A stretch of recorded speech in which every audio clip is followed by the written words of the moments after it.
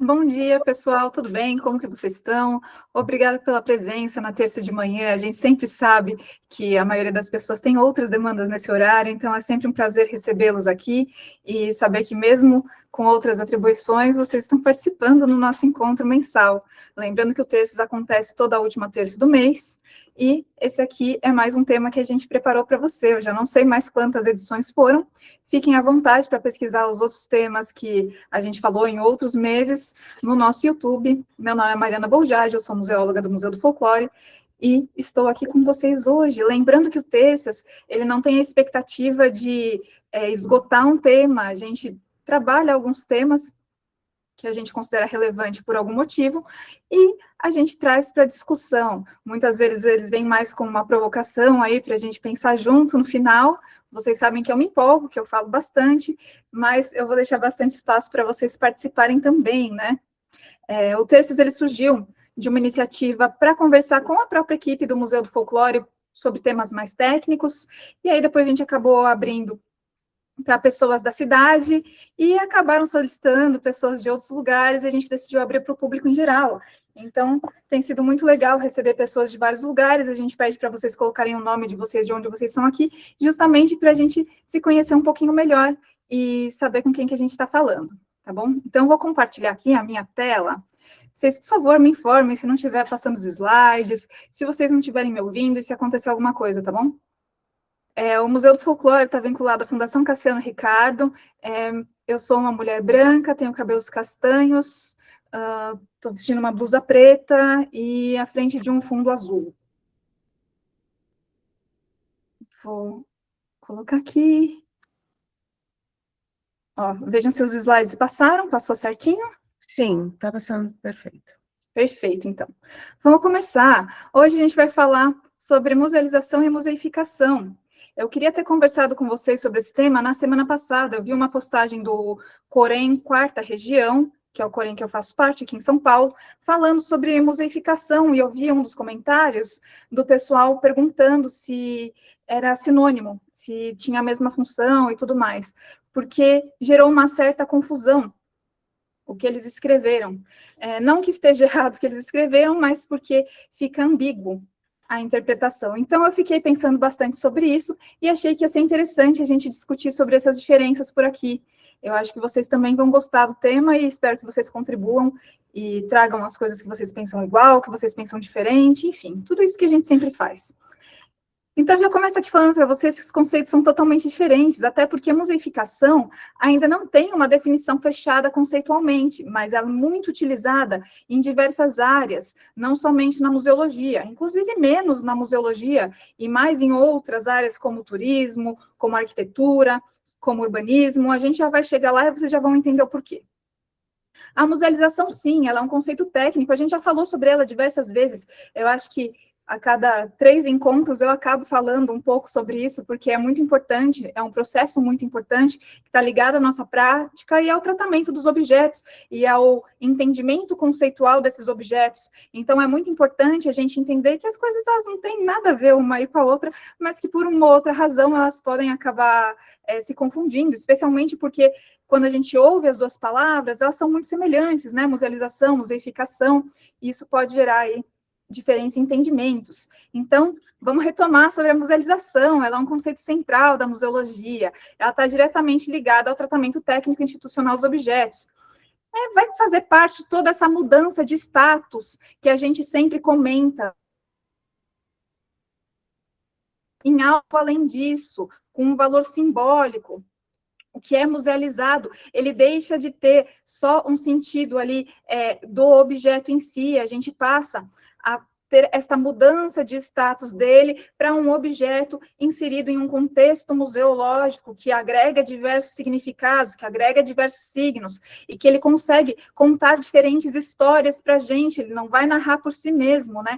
Ele vai receber essas atribuições a partir das narrativas que ele é inserido. O objeto, ele deixa de ter o uso cotidiano dele, a gente já conversou sobre isso, tem um terças que é só sobre musealização, mas ele deixa de ter esse valor de objeto, a caneta não serve mais para escrever, o relógio não serve mais para ver as horas, e ele passa a ter diversos outros significados, ele começa a ser lido como um documento, ele começa a ser lido como um testemunho, como outras coisas, além daquilo que a sua materialidade e as suas funções implicam. Ele começa a ter diferentes significados atribuídos a ele. Então, vamos lembrar, durante toda essa nossa conversa, que musealizar é literalmente mudar o status do objeto para algo além daquilo que ele significa. A gente realmente transforma ele em diversas outras coisas, a gente começa a agregar significados, a agregar leituras para ele. E isso não significa que ele vai ficar estatizado numa instituição, muito pelo contrário, porque quando a gente tira esse objeto do seu contexto, a gente começa, do seu contexto de uso cotidiano, insere em outros contextos, a gente traz uma nova vida para ele, essa vida institucional, né? A gente consegue ter esses outros entendimentos dele, a gente consegue, a partir de uma caneta, contar sobre a história da escrita. Ela não vai mais servir para escrever um documento, mas ela pode contar infinitas outras histórias para a gente. Então, é muito interessante. O Stransky diz isso, né? Ele vai falar como a qualidade intrínseca aos objetos, é o processo pelo qual essa qualidade é reconhecida e ativada institucionalmente por meio da seleção.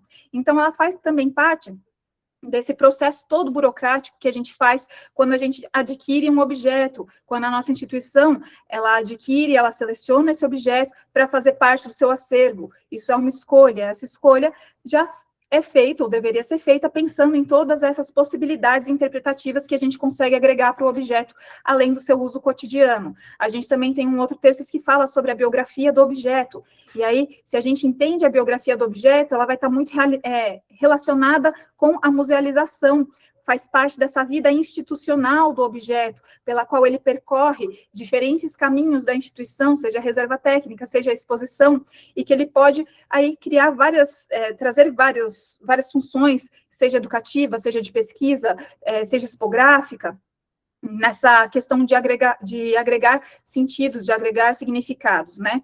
Então, a musealização, ela não é cristalizada, ela não é parada, ela não é nada disso, ela é fluida. A gente consegue fazer com que um mesmo objeto conte infinitas histórias, dependendo do olhar que a gente traz para ele. E esse olhar, ele pode ser trazido por uma multiplicidade de pessoas. A gente pode pegar o mesmo objeto e trazer diferentes pessoas de uma comunidade para falar sobre ele, e esse objeto ele vai ter significados diferentes que foram agregados a ele.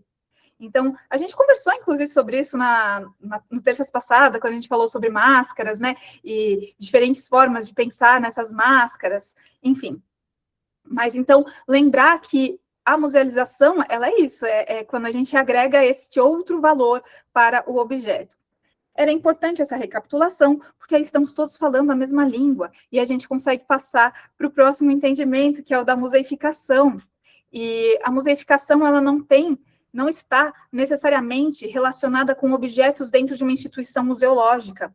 Quando a gente pensa na musealização, isso é muito, muito claro. A gente pode ter, né, pode chamar de processos de musealização objetos que não estão dentro da instituição, mas é muito incomum.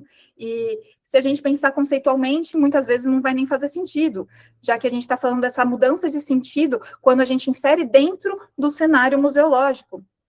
Coloquei ali no outro slide falando sobre a Valdísia Russell. Então, a gente tem toda essa questão também pensando no fato museal, quando a gente pensa nessa relação do objeto em um cenário. Então, a musealização ela está diretamente relacionada com esse cenário institucional que é o museu. Esse objeto que ele recebe o valor, que ele é selecionado, que ele é retirado do seu uso cotidiano e passa a ter um uso simbólico dentro da instituição, ele foi inserido dentro da instituição, passou por todo o processo de aquisição burocrática, ele passou por todo o processo de pesquisa, ele recebe esses significados a partir dessas outras relações que ele tem com as pessoas mais dentro da instituição. Quando a gente começa a pensar na museificação, a gente não está falando da instituição museológica, a gente está falando de diversos outros contextos, especialmente relacionados ao território, à vida cotidiana, às políticas culturais, e todas essas outras questões que não se relacionam necessariamente com objetos de museu, apesar da gente ter esse termo, museificação. Esse termo, ele está muito relacionado com uma visão pejorativa do museu, né? Quando a gente pensa que quem vive de passado é museu, quando a gente pensa que museu é um lugar que tem objetos jogados, um lugar onde os objetos ficam parados na vitrine, cristalizados, eles servem somente para o deleite, somente para a contemplação, eles perdem a sua função, sem considerar todas essas outras questões que a gente está falando quando a gente pensa em musealização. Quando a gente pensa em musealização, não é nada pejorativo, pelo contrário, a gente está agregando significados de uma forma muito dinâmica para os objetos e mantendo ele vivo a partir de diferentes significados e diferentes olhares. Quando a gente pensa em museificação, a gente não está pensando nessa questão dinâmica, a gente está pensando num congelamento, numa contemplação mesmo. A gente imagina como se essas coisas estivessem presas dentro de uma vitrine, sendo olhadas a partir de um distanciamento. Então, por isso que eu falei, não está necessariamente ligado com objetos, ela faz parte de muitas outras áreas. A museificação, ela está muito mais relacionada a territórios, a práticas, a questões urbanísticas, a questões de políticas públicas, sempre com essa ideia de que o museu não é um espaço dinâmico, de que o museu é um espaço de congelamento. Então, quando a gente começa a entender essas duas diferenças, não tem como a gente aproximar muito esses conceitos, apesar de ambos falarem dessa mudança de status, mas a mudança de status é completamente diferente. Quando a gente pensa em museificação, a gente está pensando nessa cristalização. Então, ela é um fenômeno cultural, ela não é um conceito técnico, ela não é um procedimento técnico da museologia, ela não segue protocolos institucionais, ela não é regulada por normas de conservação, ela não pressupõe a existência de um museu, porque não tem nada a ver com isso. O que ela é? Ela é um fenômeno cultural, ela designa processos pelos quais elementos da cultura, da memória, do espaço urbano são transformados em patrimônios a serem contemplados. Os patrimônios em museus, que eles são musealizados, eles não servem somente para contemplação, ou pelo menos não deveriam servir somente para contemplação. A gente conversa isso praticamente todo mês. Os objetos em museus, eles servem para estimular diferentes visões, eles servem para a gente realmente criticar, brigar, discutir, ficar feliz. Eles servem para várias coisas, eles despertam algo em nós, eles vão se relacionar com as nossas vivências, com os nossos pensamentos, com os nossos conceitos do que é sociedade, de quem nós somos dentro da sociedade, das nossas relações individuais com aquele objeto, mas também das nossas relações sociais com aquele objeto que formam a nossa identidade. Quando a gente pensa na museificação, a gente pensa literalmente nessa questão da contemplação, uma questão também um pouco mercadológica, um pouco capitalista, a gente vai chegar lá para isso, porque está relacionado muitas vezes com serviços de turismo, com serviços de políticas culturais, ou mesmo com a formação aí de uma identidade nacional a partir de uma perspectiva mais rasa e não muito includente. Está bastante relacionado com essa ideia da era da memória, né? Esse conceito de museificação, que tem esse termo pejorativo, justamente porque a gente vem dessa ideia de que a gente vive em uma sociedade que tenta, de alguma forma, trazer de volta elementos do passado para o presente, pela ansiedade de que aquele passado era, de alguma forma, melhor. Então, a gente tem esses monumentos, esses museus, esses arquivos, esses patrimônios que se multiplicam como uma resposta cultural para essa angústia. E essa resposta, ela vem em alguns sentidos da preservação, mais voltados para a nossa área museológica e para a nossa tentativa de fazer museologia, e alguns mais voltados para essa questão turística, para essa questão de outras relações que nós temos. Então, a museificação, ela também vem como uma resposta à aceleração do tempo. Vou abrir parênteses aqui para dizer que, como não é um conceito fechado, a ideia de museificação, a gente tem diferentes autores falando sobre isso de diferentes formas. Eu estou trazendo aqui para vocês o que eu mais encontrei sobre esse assunto, através das pesquisas, especialmente na questão do patrimônio e do turismo, que é onde realmente esse conceito é amplamente utilizado, tá? Mas vocês vão ver que algumas outras pessoas acabam se confundindo e acabam usando, sim, como quase como se fosse a mesma coisa que musealização, né, como essa patrimonialização, mas deixando claro para vocês que o meu entendimento disso, a partir das pesquisas que eu fiz, e por isso eu não quis falar no mês passado, que eu ainda não estava pronta, eu entendo que não tem nada a ver. Então, essa aqui é a visão que eu estou trazendo a partir das pesquisas, mas saibam que não é um conceito fechado, então tem diversas pessoas falando de diversas coisas, e, enfim, vamos continuar. Mas há uma resposta como essa aceleração do tempo, né? A pressão do presente, a aceleração do tempo histórico, que tem essa insegurança e essa ansiedade coletiva, que busca aí um refúgio no passado, diante dessa imprevisibilidade do futuro. Essa resposta, ela tenta assegurar e produzir versões que são estabilizadas, seguras e legíveis do passado. Por quê? Porque elas podem ser consumidas sem conflito. E a gente já falou diversas vezes que o patrimônio é sempre, ou quase sempre, relacionado ao conflito. Porque quando a gente tem, seja o processo de patrimonialização, seja o processo de musealização, essa mudança de status, ela não acontece de uma forma orgânica, ela acontece de uma forma pensada. A gente faz essa seleção, e quando a gente escolhe uma coisa para patrimonializar, a gente escolhe outras para não patrimonializar. Quando a gente escolhe uma coisa para musealizar, a gente escolhe outras tantas para não musealizar. Então, é lógico que isso vai gerar conflito, porque isso traz uma seleção e diversas exclusões. A gente fala de memórias que hão de ser preservadas e memórias que não serão preservadas. Então, a museificação, ela vem como uma resposta a isso, porque ela controla o que vai ser lido do passado, porque as coisas elas vão ser estabilizadas, elas vão ser mais seguras, elas não vão tentar, né, gerar este conflito, porque a ideia não é essa, a ideia é ser algo contemplativo, e não algo para a gente discutir.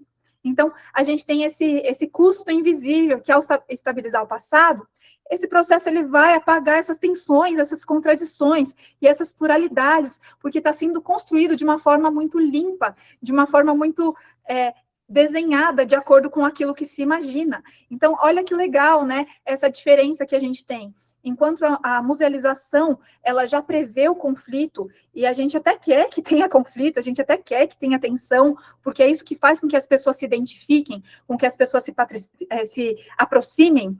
A museificação, ela não pretende aproximar, porque ela cria algo que já tem barreiras simbólicas ali, porque aquilo já está sendo feito só para ser lido, para ser consumido, para ser entendido como um cenário mesmo. Então, ele não precisa que as pessoas se identifiquem, não é um processo que pretende isso. Enquanto a gente, nas nossas instituições, tentamos fortemente, a todo custo, tentar aproximar as pessoas das leituras que são feitas no nosso espaço, né? Então, o que eu posso falar para vocês disso? Como que isso funciona? Com exemplos práticos, né? Que a gente consegue encontrar cotidianamente e frequentemente no nosso dia a dia. São, por exemplo, os centros históricos que são construídos como um cenário. E é muito importante a gente falar disso agora, porque vocês devem estar acompanhando algumas notícias por aí de mudanças em legislações patrimoniais, em mudanças principalmente nas questões municipais, né, de mudanças desse entendimento, porque eles começam e voltam com aquela tendência que existia nos anos 90, de preservar somente a fachada, para que elas sejam agradáveis visualmente, para que o centro seja agradável visualmente, mas que se ignore toda a parte que a gente tem dentro, todas as camadas que a gente pode compreender desses espaços, quais eram seus usos, suas funções, suas histórias, suas memórias, porque a ideia não é essa.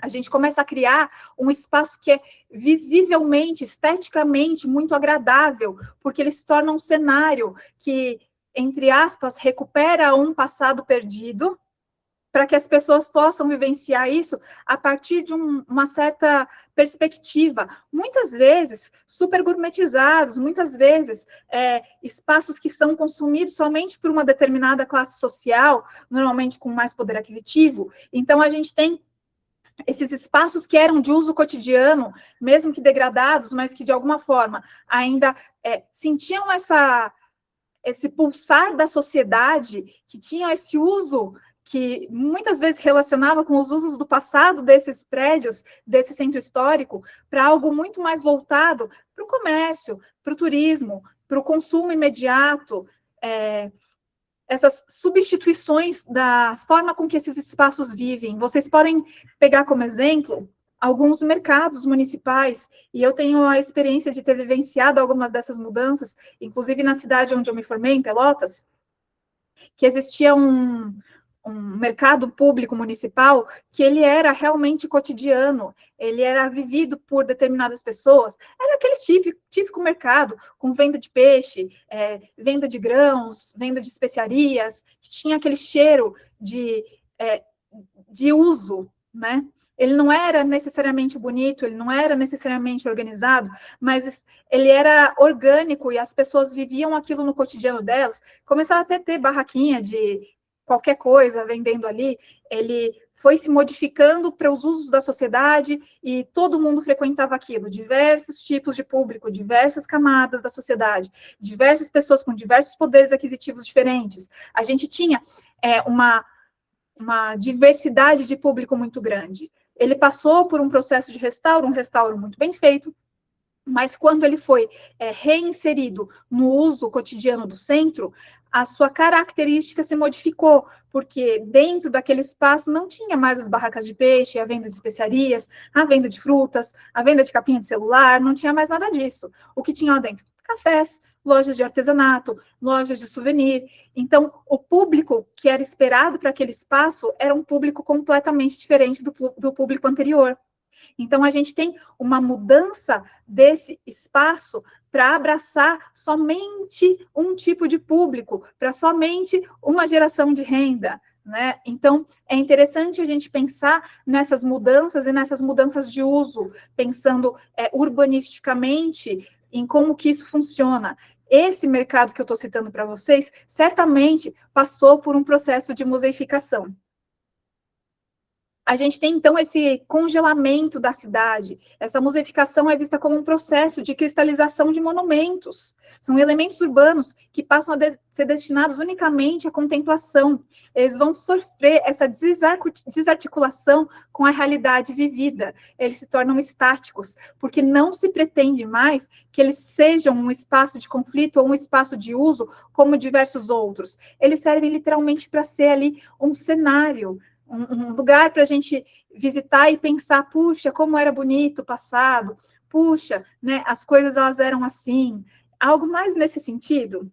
E a gente também tem essa ideia de que a museificação ela transforma a cidade em um museu, entre aspas, novamente, que provoca o congelamento do espaço urbano. Veja aqui que quando ele coloca essa transformação da cidade como museu, é o museu, de novo, aquele museu visto pejorativamente, como um museu que vive do passado, um museu que congela as coisas. E esse fenômeno ele é impulsionado pela condição pós-moderna de supervalorizar e fixar as culturas existentes. E olha que legal quando ele fala aqui, ó, de fixar as culturas existentes, porque a gente está pensando novamente que elas não estão em transformação. E quando a gente pensa em manifestações em diferentes culturas, a gente já traz essa ideia de que elas estão em constante modificação, em constante transformação. Se a gente fixa elas perdem essa característica de se transformar, elas começam a ser mais estáticas.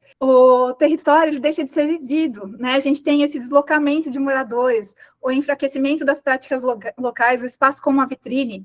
Era o que eu estava comentando para vocês exatamente. A gente tem, com essa mudança de cenário, as pessoas que frequentavam um determinado espaço, elas deixam de frequentar aquele espaço para a gente ter um público diferente. Então, todas as relações sociais, né, desses mercados populares, desses encontros informais, dessa sociabilidade de bairro, elas vão perder espaço, ou são, né, completamente suprimidas pela lógica turística.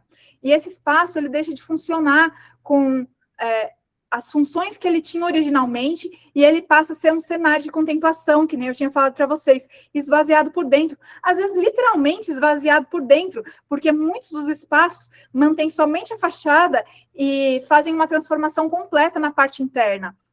Então, isso pode ser pensado tanto numa questão metafórica, como numa questão que realmente acontece de fato, né? E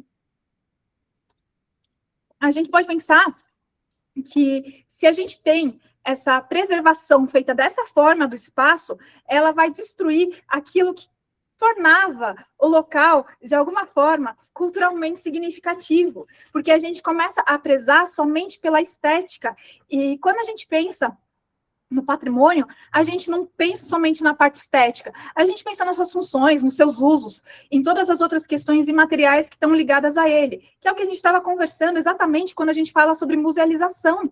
A gente não pensa no objeto por ele mesmo, a gente pensa em todos os significados que são atribuídos para a gente. Quando a gente pensa em patrimonializar, é a mesma coisa, a gente preserva pensando em todas as questões imateriais que são ligadas à materialidade daquele espaço. E se a gente transforma completamente essa imaterialidade e substitui por outras práticas, a gente tem esse esvaziamento de significado. Um outro exemplo são as festas e celebrações que são reorganizadas para o turismo. Não é incomum. Eu tenho certeza que na hora que eu falei isso, vocês já pensaram em diversos exemplos que acontecem na cidade de vocês, na região de vocês, ou que vocês veem pela TV, ou outras formas de mídia, né? Que são essas manifestações que normalmente elas tinham um calendário próprio, ritmos, lógicas comunitárias, e que elas começam a ser reestruturadas para atender às demandas externas. De repente, a gente tem manifestações que são religiosas, que são pagãs, não importa, mas que elas acontecem sazonalmente ao longo do ano, e que elas funcionavam dentro de uma própria... de um próprio fazer muito próprio ali das comunidades, que elas se organizavam, que elas confeccionavam tudo, que elas transmitiam aquilo, e que aquilo só acontecia naquele período. Mas, de repente, isso começa a ganhar um olhar diferente, um interesse diferente, e essas coisas elas começam a ser deslocadas para coincidir, por exemplo, com feriados de alta visitação, que elas podem ser comprimidas para serem mais rápidas, né? Porque as pessoas não vão ter paciência de assistir todo o processo, mas às vezes elas conseguem ser comprimidas para durar ali 1 hora e fazer parte de um outro evento maior que foi organizado pela Secretaria de Turismo, ou que foi organizado por algum comércio local, ou por algum evento local, e de repente, aquilo que era muito orgânico, muito próprio de uma comunidade, se torna um grande evento, que é gerenciado pelo Estado ou pela iniciativa privada. E aí ele vai ter outras questões, métricas de público, impacto econômico como indicador de sucesso. E quando a gente pensa em manifestações, poxa, as métricas de público e impacto econômico não indicam sucesso de nada, né? São as lógicas próprias dessas comunidades e os seus fazeres que fazem com que isso seja um sucesso por si só, um sucesso para elas, né?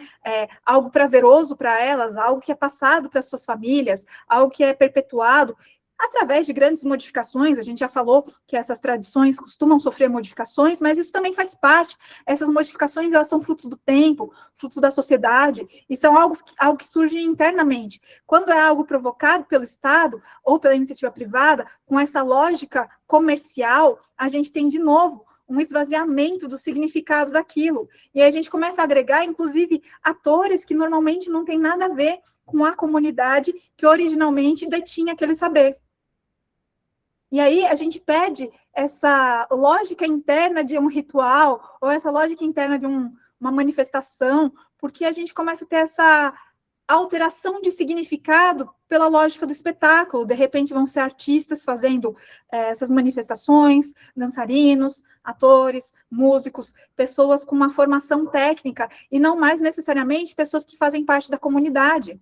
E esses mecanismos começam a ser esvaziados, os tradicionais, né? Os rituais ficam mais curtos, os elementos são selecionados. Às vezes, eles veem que algumas indumentárias, algumas vestimentas são mais interessantes, e aquilo começa a ficar mais presente, e normalmente aquilo ficava só como parte de um ou outro personagem dentro daquela manifestação. E os sentidos simbólicos, eles vão se tornar superficiais ou decorativos. A gente vai ter a participação comunitária muito reduzida, a figuração, porque os protagonistas vão ser provavelmente pessoas contratadas. E aí essas narrativas, elas são simplificadas para o consumo imediato, porque, que nem eu falei, às vezes as pessoas não têm paciência de assistir todo um processo, né? Uma outra coisa que sofre bastante são as produções artesanais, os fazeres, né, que começam a ser adaptados ao mercado.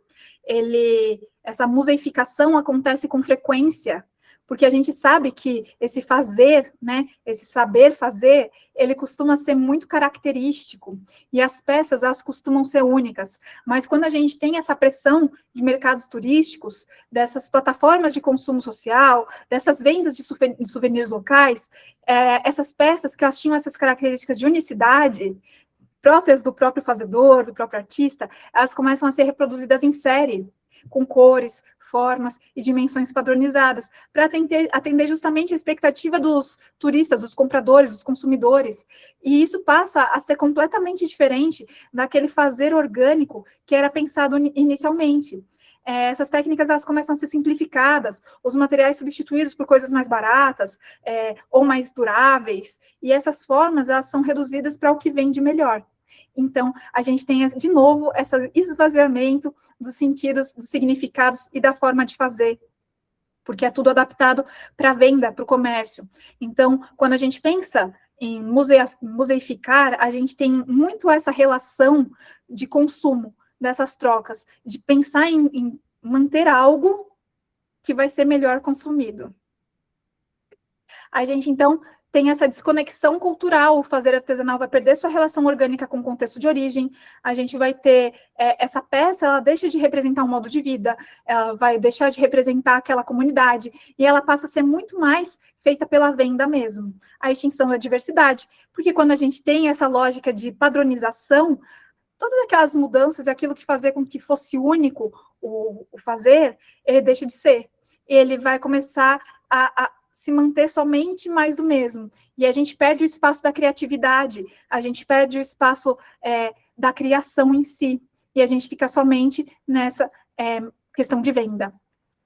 Né? Então, a gente tem que essa repetição, ela vai substituir a criatividade, vai substituir a criação. Então, quando esses processos eles vão se tornar equivocados? Porque, novamente, a gente não está aqui dizendo que as coisas não devem ser preservadas, muito pelo contrário, né? Afinal de contas, sou museóloga, a gente está aqui para preservar as coisas, mas pensar criticamente em como que é feito esse processo de preservação. Quando ele é um processo de museificação, a gente vai desconsiderar os sujeitos envolvidos, a gente vai ignorar o contexto de produção, a gente vai sempre priorizar a estética e o consumo. E aí, a gente começa a ter um problema muito grande, porque é o que a gente tem visto constantemente se manifestar na nossa sociedade, principalmente nos últimos tempos, de uma forma muito clara, e ela dá essa falsa impressão de que as coisas estão sendo preservadas. Muitas vezes as pessoas vão ver esses centros históricos, esses restauros que são feitos para fins comerciais, como algo somente positivo. E eu não estou dizendo que não é positivo, eu estou dizendo que não é somente positivo esse processo, porque essa cristalização não é o que a gente almeja quando pensa na preservação de fato. Por isso que é muito mais interessante uma patrimonialização bem feita do que essa museificação que tem sido feita constantemente. Então, quando a gente pensa em todos esses processos, em tudo isso que a gente falou, a gente pode resumir dizendo que a museificação cria uma aparência de preservação, que, na verdade, na prática, ela empobrece o fenômeno cultural. Vai preservar a forma e destruir o conceito, mantém o objeto, apaga o sujeito, conserva a imagem e elimina o processo. É o resultado de uma cultura que parece preservada nos catálogos, nas placas de tombamento, nos roteiros turísticos. A gente também vai encontrar muito esse termo museificação relacionado a roteiros turísticos culturais, tá? Por isso que eu falei, a gente tem esse termo sendo muito utilizado no urbanismo e no turismo. É muito interessante a gente ver isso. Mas que perde a sua capacidade de se transformar, de responder ao presente, de ser apropriado pelos grupos que a geram. Trata-se de uma preservação que nega a vida, que nega essa segunda vida que o patrimônio tem, essa vida simbólica, porque ele não tem mais essa parte simbólica. E, ao mesmo tempo, proclama celebrá-la. Então, é uma enganação muito grande para nós, né, para o público, porque é como se aquilo estivesse sendo celebrado, estivesse sendo preservado, mas, na verdade, está sendo esvaído de significado, de usos, enfim. Mas nem toda preservação é museificação, ó, já me atropelei de novo, sempre faço isso. Quando preservar o ato político, é claro que preservar é muito importante documentar saberes, fazer a salvaguarda, a gente protege territórios, a gente protege espaços, a gente precisa fazer isso. O campo do patrimônio tem uma responsabilidade ética inegável com a diversidade cultural. O problema não é preservar, o problema é museificar com esse sentido de cristalizar, de manter somente a forma. Então, o problema está na forma e não na intenção.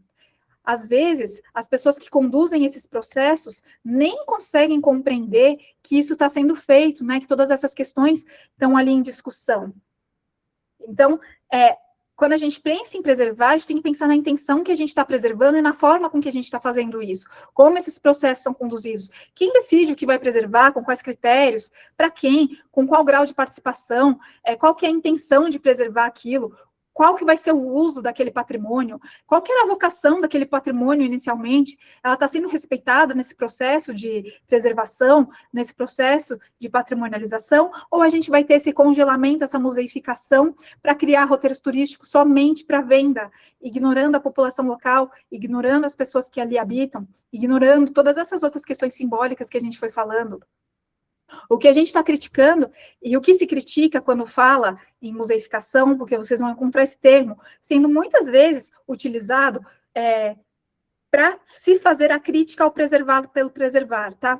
A gente não encontra normalmente como algo bom, a gente encontra como algo crítico, que é transformar o vivo em fixo, descontextualizar o que foi e controlar externamente. São esses processos que retiram a agência das comunidades, o poder das comunidades, a decisão das comunidades, e impor versões autorizadas da cultura delas. E o que a gente defende, né, quando a gente faz essa crítica contra a museificação, que é preservar e respeitar o dinamismo dos patrimônios, das comunidades, das mudanças. Tudo isso faz parte das relações, inclusive das brigas, das disputas. Tudo isso precisa ser abraçado quando a gente tenta preservar. Então, sempre pensar em todas essas questões quando a gente seleciona algo para ser preservado, para ver se a gente, de fato, está mantendo ele de uma forma dinâmica ou se a gente está conduzindo esse processo de museificação, mesmo contra a nossa vontade. Afinal, preservar não é fixar, as culturas elas mudam, elas se adaptam, elas se reinventam, faz parte, inclusive, do conceito de tradições a mudança, faz parte, inclusive, do conceito de patrimônio imaterial, de manifestações, abraçar as mudanças que a sociedade gera nessas manifestações, faz parte. Mas quando a gente pensa numa salvaguarda bem feita, numa preservação bem feita, a gente não tem essa ideia de congelar para vender, a gente tem essa ideia de manter essas mudanças sempre vivas, para garantir a continuidade, e de uma forma que as pessoas que são detentoras disso, ou que utilizam isso, ou que vivenciam isso, protagonizem esse processo de alguma forma também. Então, valorizar não é congelar, é conhecer o valor de uma cultura e que não exige transformá-la em um objeto de contemplação distante. A nossa luta é sempre para fazer com que as pessoas se apropriem disso de alguma forma, que se identifiquem disso de alguma forma, se sintam refletidas com o patrimônio de alguma forma. Sempre que a gente cria essas barreiras, essas vitrines, e que a gente congela isso somente para contemplação, a gente está fazendo aí o processo de museificação. Quando a gente tenta atribuir os significados, quando a gente tenta aproximar, quando a gente tenta trazer uma multiplicidade, uma pluralidade de olhares, a gente se aproxima mais daquele conceito de patrimonialização, de musealização.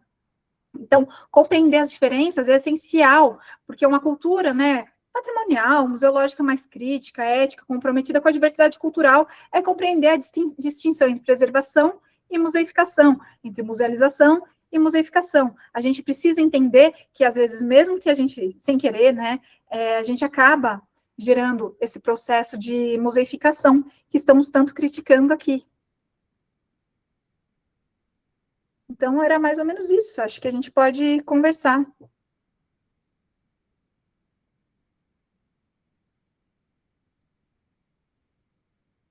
Eu sei que eu falei bastante.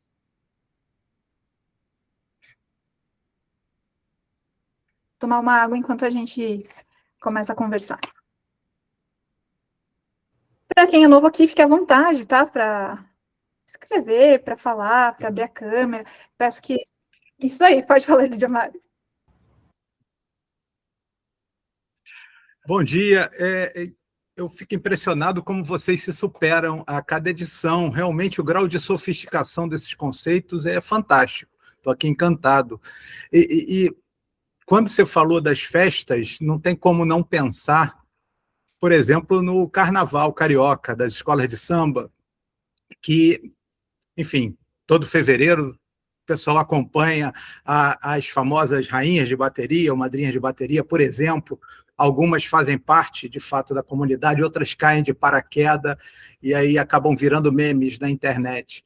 E pensei também numa festividade que está chegando, o São João, as festas de meio de ano do Nordeste, que a cada ano o pessoal começa a reclamar, dizendo que ficou gourmetizado, ganhou elementos musicais de outras regiões, então passou a ser um negócio comercial. Que saudade do meu São João raiz, se escuta bastante isso. Então, esse processo ele é muito presente no dia a dia, mesmo de quem não percebe, e isso daí é fascinante. Mariana, eu fiquei pensando também se existe esse tipo de definição, não para grandes eventos ou grandes festas ou preservação de áreas turísticas, mas pensando no objeto em si. E aí vou usar como exemplo a figura maravilhosa que vocês colocaram na propaganda, na chamada, que é aquela latinha de leite moça, coisa mais linda, e assim como latas de sardinha, e às vezes a gente abre e fica pensando, caramba, isso aqui tinha que fazer um negócio, isso é tão bonitinho, fazer um artesanato, fazer uma... E aquela lata do exemplo que vocês deram, ela está transformada, né? Ela passou a ser um objeto, assim como acontece com frequência, e no início você mencionou essa questão. Quando há uma transformação orgânica, quando há uma transformação feita sem, muitas vezes, um valor comercial ou um interesse utilitário doméstico, ou um interesse comercial, mas em pequena escala, de vender num artesanato, como é que se enquadraria? É possível enquadrar em um dos conceitos como uma museificação espontânea, pontual, ou passa a ser, de fato, uma musealização a partir do momento que é incorporada ao museu? Eu fiquei com essa dúvida. Quando a gente pensa em musealização, a gente pensa realmente na incorporação à instituição. É importantíssimo a gente sempre atrelar as duas coisas. A gente faz o paralelo que a musealização ela é a patrimonialização do objeto, quando a gente tem o contexto museológico. Então, se for incorporado, que nem o nosso, que na verdade nem é acervo da instituição, aquela lá em específico, ela é um cenário da nossa exposição. Mas se ela fosse incorporada ao nosso acervo, através das pesquisas que a gente tem outros objetos mais ou menos com a mesma utilização, né? Falando sobre a tecnologia, e ali naquele contexto da nossa exposição, a gente está falando sobre as tecnologias que o ser humano desenvolve para viver a partir daquilo que ele tem em mãos, aí a gente pode considerar a musealização. Se for para algo de uso doméstico e tal, a gente pode considerar que ela é um fazer, né?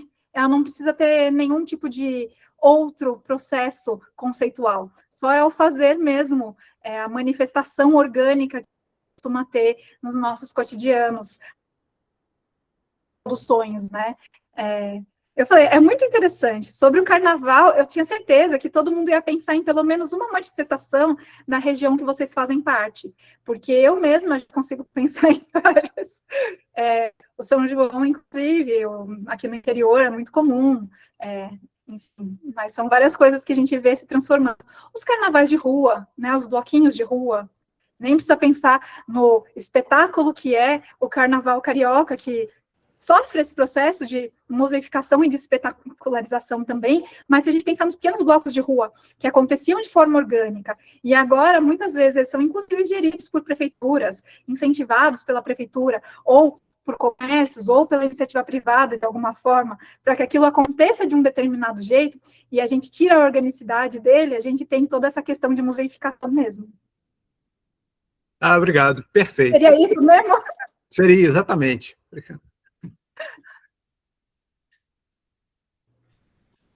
Fiquem à vontade, gente, já falei muito, agora é a vez de vocês.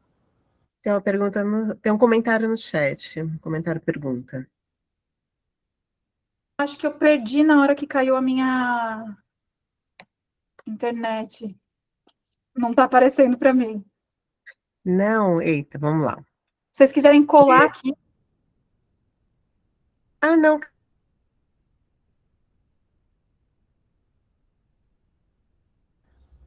Entrou agora essa pergunta, viu? Do Daniel.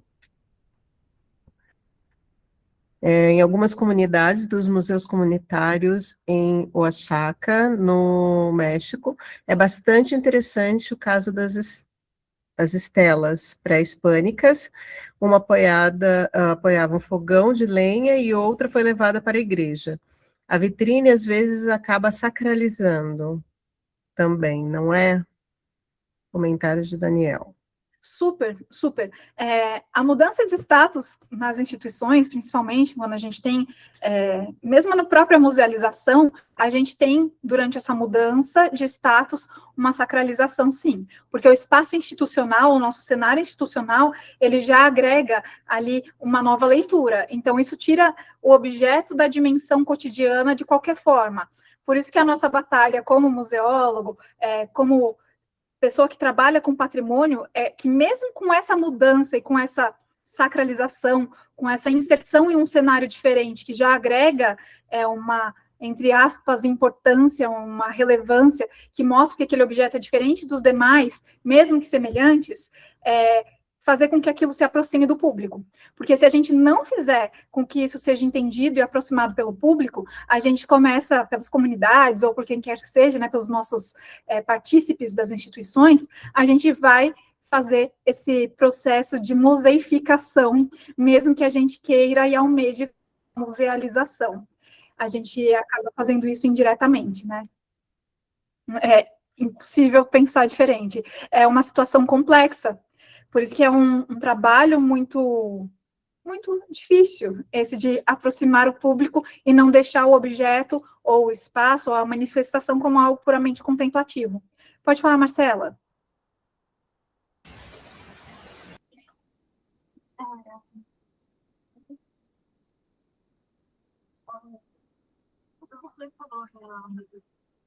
Está muito baixinho, Marcela, ou a minha conexão está muito ruim.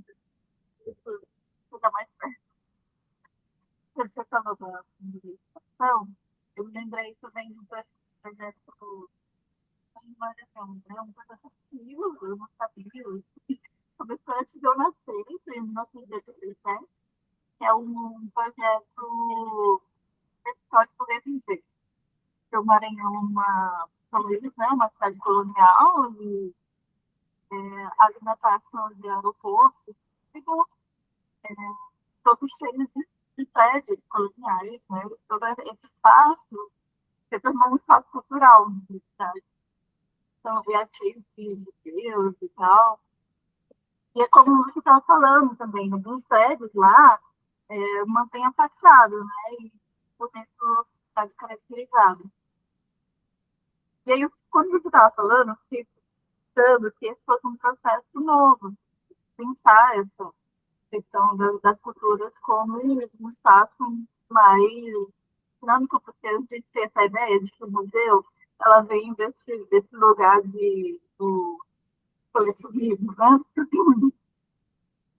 E que fiquei pensando assim, que era uma coisa nova, mas você falando, eu pensei assim, nossa, então o projeto ia dizer uma coisa nova. Não, mas existiu antes de eu nascer. E ainda está em processo, né, lá, porque é um espaço onde você consegue acessar vários museus numa tarde, assim, porque todos ficam um perto do outro, e ainda tem museus novos acontecendo lá, né, espaços novos sendo colocados como cultura. Mas é claro que é uma influência muito do turismo e da economia, né, da cidade. Mas, ao mesmo tempo, assim, eu fiquei pensando também do quanto isso também influenciar que as pessoas que acessam esses lugares, elas tenham a curiosidade de saber o que é. Porque eu lembro que muitas vezes, quando a gente saía da faculdade, porque era tipo caminho, assim, né? Saía da faculdade, todos os ônibus chegavam ali perto, então todo mundo praticamente tinha acesso àquele espaço, porque a maioria dos ônibus chega lá. Para você trocar de ônibus, você precisa chegar lá. E a gente saía da faculdade, a gente tinha um amigo meu que era da geografia, ele adorava assim, o espaço, então a gente sempre saía muito, conversava sobre a história de todos os lugares, né? E eu ficava imaginando que talvez outras pessoas tivessem essa oportunidade por causa dos guias e tudo mais, trabalhei no museu lá também. E ao mesmo tempo fiquei pensando, né, nisso, de como às vezes esses espaços que estão sendo mudados por alguma questão também acabam sofrendo a outra parte das pessoas ficarem curiosas do que era aquilo, o que foi, né? Mas precisa também que os gestores, as pessoas que estão na frente desse movimento, também se preocupem com essa vida que aconteceu, como você falou, né? Era isso. Eu acho que estimula, sim, a curiosidade. A questão é mais assim, se é feita uma patrimonialização bem feita, ela vai evitar criar barreiras. Mas quando a gente tem essa museificação, ela automaticamente cria barreiras, né? As pessoas se sentem intimidadas a conhecer os espaços, porque cria barreiras, inclusive econômicas. Se a gente tem, por exemplo, comércios que são muito chiques, muito gourmets, não é todo mundo que vai se sentir à vontade para visitar. Ou mesmo museus com guardas na frente, ou seguranças na frente, não é todo mundo que vai se sentir à vontade para visitar. Se a gente tem uma patrimonialização que conversa mais com o espaço, que ela é pensada, que ela faz parte de uma política maior, que tem uma educação patrimonial também acontecendo simultaneamente, talvez as pessoas se sintam mais interessadas e se sintam mais participativas de alguma forma desses espaços. Agora, se a gente tem essas barreiras que se criam, que são simbólicas, porque o espaço vira somente contemplativo, aí é mais complicado. Então, tem os dois lados, depende de como é feito. Mais ou menos isso que eu penso. De novo, né, o que eu falo, vocês sabem que não é certo, é só a minha opinião. Agora sim, ó, olha o tanto que chegou aqui. A mensagem do Daniel só chegou agora. Ele mandou às 10h26. Que absurdo. Tá tudo errado aqui.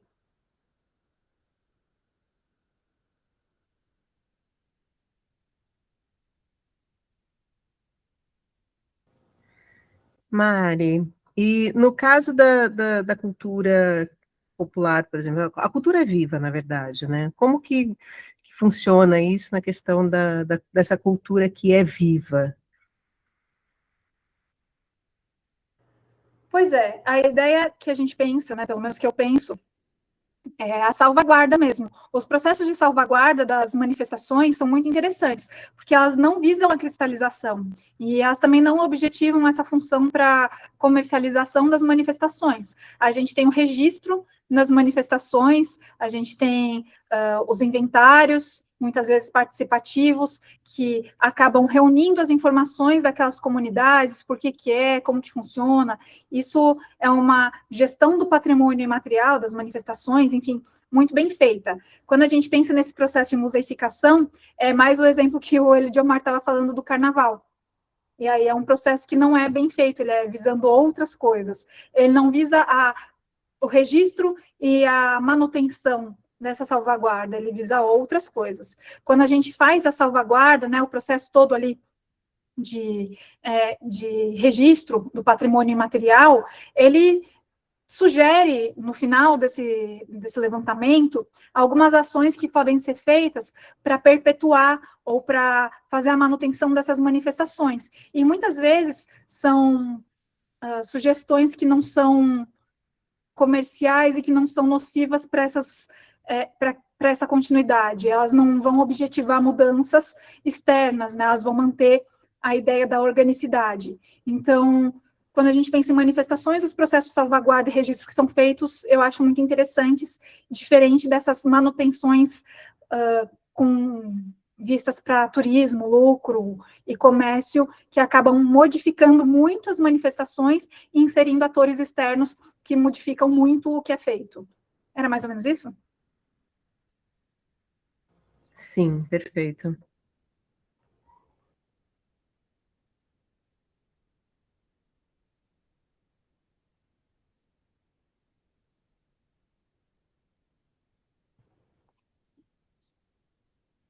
Se alguém mais quiser falar alguma coisa,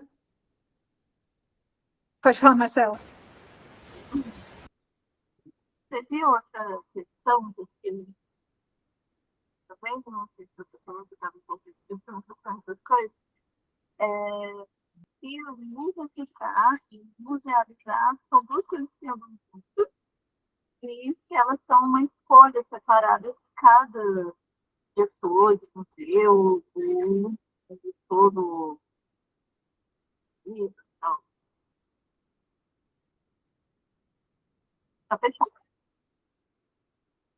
Tá muito baixinho, vê se eu entendi a pergunta. Você perguntou se musealização e museificação acontecem por uma escolha. É isso? Também se elas podem andar juntas, as duas coisas andam juntas. Acho que andar junto é difícil. Porque pode, se a gente pensar na musealização só como o processo de inserir o objeto dentro do museu, né? Se a gente pensar naquele conceito mais amplo, da atribuição do significado, aí a gente fica mais distante os dois conceitos. Não é exatamente uma escolha, muitas vezes é algo que acontece. Eu acho que nem eu falei, o conceito de museificação, ele nem é fechado. A maioria das pessoas nem vai saber o que é isso. Acaba acontecendo porque acontece. Eu não sei se é pensado quando algo fica esvaziado do significado, ou se é mais fácil fazer desse jeito, ou se atende a outros interesses e por isso acontece dessa forma. Quando a gente pensa na patrimonialização de uma forma mais eficiente, eu acho que é muito mais difícil, e ela requer muitas coisas. E o poder público, às vezes, não está interessado no que é mais complexo, está interessado no que é mais rápido. Então, talvez modificar, a gente está dando exemplo de centros históricos, né? Talvez fazer a modificação do centro, através da fachada, e promover essa, entre aspas, revitalização do centro, que vai fazer com que não tenha mais moradores de rua, com que as pessoas pobres não andem mais no centro, com que isso estimule mais o comércio, isso seja, sim, proposital, mas não com esse nome.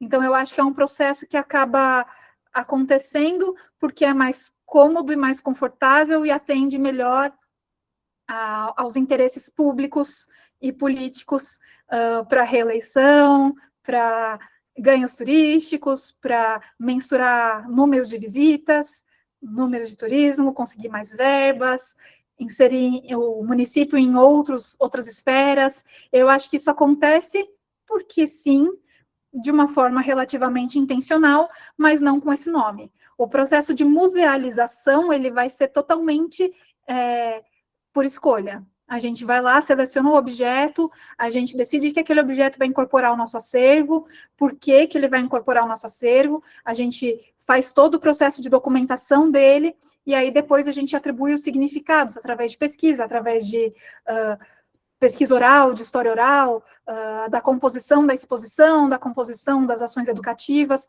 isso tudo é proposital. Mas isso tudo é muito trabalhoso. Então, eu acho que a museificação, ela acontece porque sim, principalmente em objetos, né, que eu falei que nem é o foco do conceito, ele nem é tão utilizado para isso, mas vamos dizer que em objetos é aquele objeto que fica lá no museu, porque sim, e é admirado pela sua estética desprovida de significado, que é a mesma coisa que acontece com as manifestações que são desprovidas de significado, ou com o centro histórico, que é desprovido do seu uso cotidiano e passa a ter um uso ali totalmente diversificado para escolher o público. Ficou mais confuso ou mais fácil o que eu falei? É como você falou antes, é uma conversa, né? A gente vai absorvendo e pensando. Acho que as coisas não se encerram só agora, né? A gente vai pensando também.